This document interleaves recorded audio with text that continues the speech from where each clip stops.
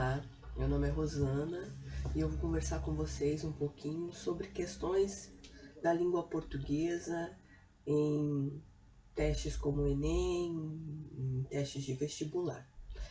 Hoje a proposta é a gente fazer a correção, a leitura, interpretação e correção da questão 32, que foi do Enem de 2020, ok?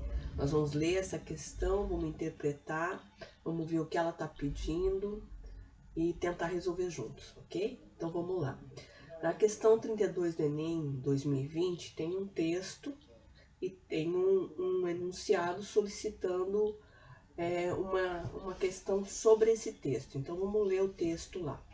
Isaac Newton nasceu em 4 de janeiro de 1643 no condado de Lincolnshire, Inglaterra. Filho de fazendeiros, o cientista, físico e matemático nunca conheceu seu pai, morto 3 meses antes de o filho nascer. Estudou na escola King's School, onde era um aluno mediano. Entretanto, depois de uma briga com um colega de classe, começou a se esforçar mais nos estudos. Passou então a ser um dos melhores alunos da escola. O sucesso nos estudos levou Newton a entrar na faculdade Trinity, em Cambridge, onde auxiliava outros alunos em troca de uma bolsa de estudos paga pela faculdade. Newton se interessava pelos pioneiros da ciência, como o filósofo Descartes e os astrônomos Copérnico, Galileu e Kepler. Depois de formado, fez estudos em matemática e foi eleito professor da matéria em 1669. Em 1670, começou a dar aulas de ótica.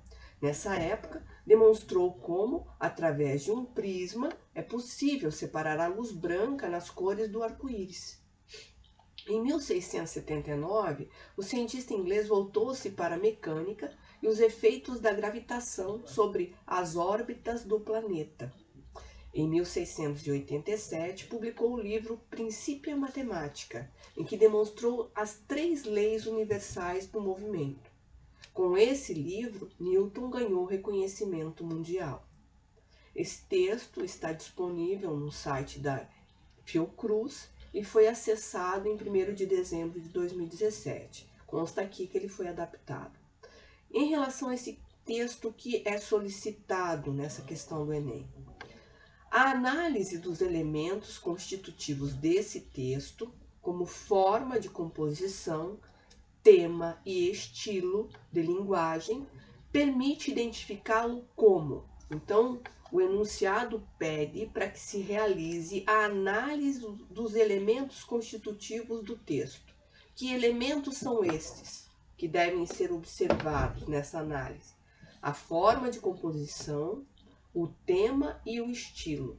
E a partir desses elementos, é necessário compreender esses elementos como partes de um tipo textual para poder realizar essa atividade, ou seja, para poder identificá-lo, porque a solicitação é que você identifique a partir desses elementos se esse texto ele é didático, já que explica a importância das contribuições de Isaac Newton, se ele é jornalístico, pois dá a conhecer fatos relacionados a Isaac Newton, se ele é científico, pois investiga informações sobre Isaac Newton, se ele é ensaístico, já que discute fatos da vida de Isaac Newton, ou se ele é biográfico, pois narra a trajetória de vida de Isaac Newton. Então você precisa voltar no texto, ler com atenção mais uma vez, observando a forma de composição, o tema abordado e o estilo de linguagem adotado, para observar se esse texto ele pode ser identificado como um texto didático, como um texto jornalístico, como um texto científico, como um texto ensaístico ou como um texto biográfico. Então é necessário que você tenha conhecimentos referentes a gênero textual, a tipo textual. Vamos lembrar um pouquinho aqui sobre a questão dos gêneros textuais e dos tipos textuais, Cada espaço de produção da vida da gente produz textos. Então você tem um espaço de produção da escola, você tem um espaço de produção do comércio, você tem o espaço de produção midiático, você tem vários espaços de produção. E esses espaços de produção, ele tem textos muito próprios desses espaços. A gente se relaciona com eles todo dia e vai conhecendo, às vezes nem pensa sobre isso e vai conhecendo esses textos. Na escola, vocês provavelmente devem ter tido em algum momento uma aula sobre isso, sobre o gênero textual que vem do espaço jornalístico, sobre gêneros textuais que vêm do espaço midiático, sobre gêneros textuais que vêm do espaço da escola, né? E pode ser que a partir desse conhecimento, vocês olhando para essa questão consigam responder. Mesmo assim, a gente vai dar uma lembradinha, né, em algumas características desses textos. O próprio enunciado da questão já coloca ali uma breve característica de cada um desses tipos textuais, ou desses textos, certo? Eles têm algo em comum aqui. Muitos deles, o didático, o jornalístico, o científico, o ensaístico, o biográfico, eles são, a gente chama de gêneros híbridos. A maior parte deles são gêneros híbridos, apresentam características de vários tipos textuais. Não apresentam um tipo textual só, ou seja, não são só narrativos, não são só descritivos, não são só explicativos, não são só argumentativos, mas apresentam nuances de descrição, nuances de narração, nuances de explicação. O que vai diferenciar aí são questões ou critérios que identificam bem especificamente aquele modelo ali, aquele texto que está sendo colocado para a gente identificar como, né? Então, aqui dá a dica, olha a forma de composição, observa o tema e o estilo da linguagem. Isto aqui são informações que vão te levar a identificar esse texto como jornalístico, como didático, como científico, como ensaístico, como biográfico. Vamos pensar um pouquinho na questão das características dos textos didáticos, né? Você já deparou com um texto didático na escola ou não, né? Você já deve ter percebido que nos livros didáticos os textos eles têm uma forma de apresentação. Normalmente você vai ver nesses textos descrições, explicações, classificações, definições, categorizações, que são ações próprias de textos científicos, mas que são apresentadas em textos didáticos, que além disso tudo, dos textos científicos, traz também a contextualização daquele tema, a voz de um cientista ou de um professor ensinando entre um conceito e outro, entre uma definição e outra, né? Tem um recapitulando, voltando a um período anterior do texto para lembrar de um pedaço importante e assim por diante. Se a gente pensar nas características do texto didático e olhar para esse texto, a gente vai ver nele um texto didático. Tem aqui, né, a forma de composição, o tema pode ter, mas tem a forma de composição e o estilo de um texto didático? Não. Isso aqui não é um texto didático. Então, por exclusão, didático ele não é. Vamos pensar no texto jornalístico, né? Que características tem um texto jornalístico? O texto jornalístico geralmente apresenta-se em prosa. Ele é claro, ele é simples, ele é imparcial, né? O jornalista, quando produz um texto, ele tenta traduzir para o leitor uma informação que atinja o público em geral. Então precisa de palavras simples, linguagem objetiva, clara, de fácil compreensão, né? Geralmente o jornalista está contando uma história, é uma narrativa, né? que na raiz é uma narrativa. Tem sempre um o que aconteceu, um quando aconteceu, um com quem aconteceu, um como aconteceu, um onde aconteceu, né? Às vezes um porquê, né? Se a gente observar o texto, olhar o texto novamente, a gente percebe que tem aí sim uma narrativa, né? Que alguém está contando para gente a história do Isaac Newton, né? Fatos da vida dele, acontecimentos importantes, tal. É um texto breve, é um texto claro, parece ser um texto jornalístico. Mas vamos continuar nas outras opções, vamos ver se as outras atendem melhor ou não as características desse texto. O científico, né? Que características tem um texto científico? Né? Que na forma de composição, no tema, no estilo.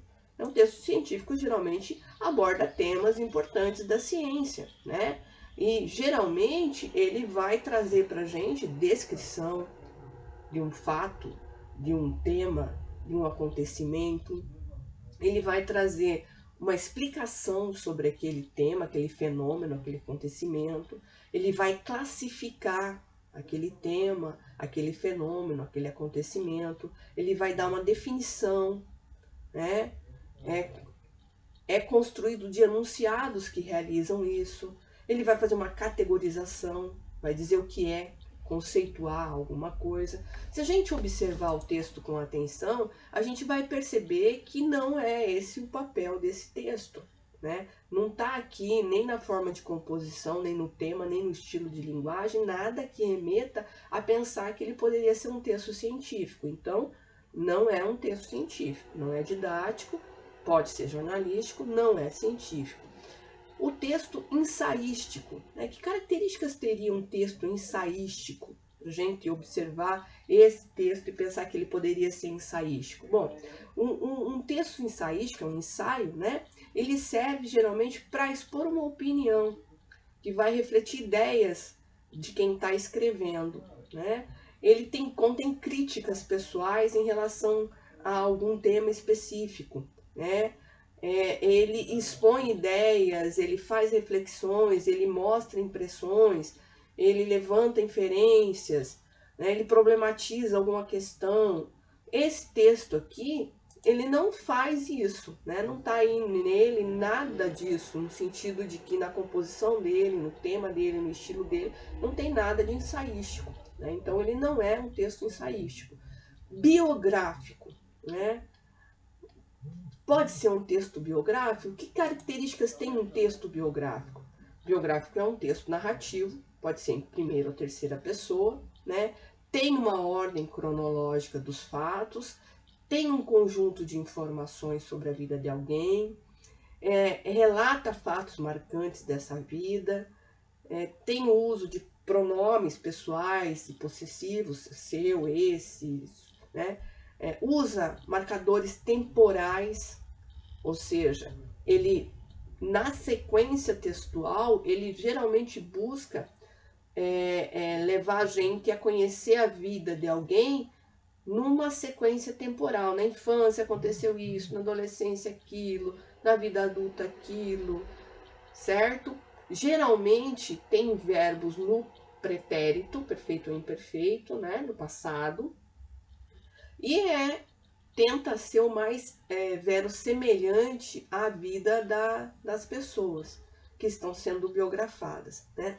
Então tem lá o nascimento, os principais feitos, as principais obras, a morte, quando aconteceu, onde aconteceu, como aconteceu, curiosidades sobre a vida dessa pessoa que está sendo biografada.